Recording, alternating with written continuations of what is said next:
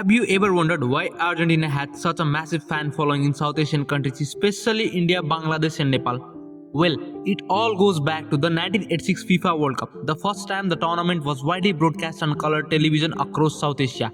For millions here, that was their very first memory of the World Cup football, and the team that conquered it all was Argentina. And that's when the world witnessed a miracle named Diego Maradona.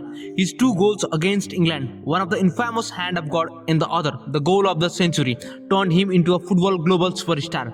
But in South Asia, Maradona became more than a footballer.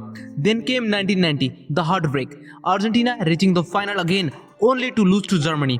But instead of losing fans, their story grew stronger. Maradona's tears were seen live across South Asia. And strangely, that sadness bonded millions of fans tighter.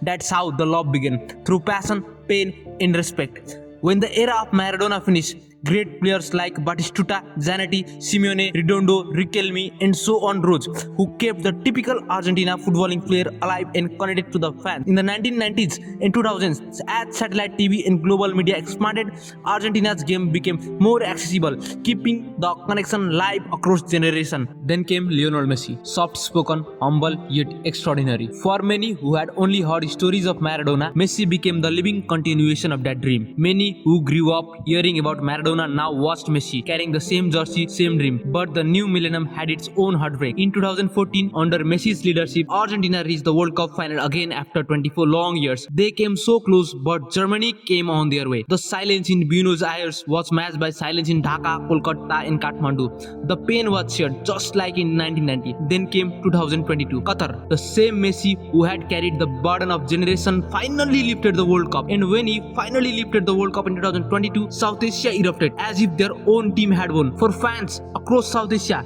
it wasn't just Argentina's victory, it was their own dream fulfilled after 4 decades of devotion.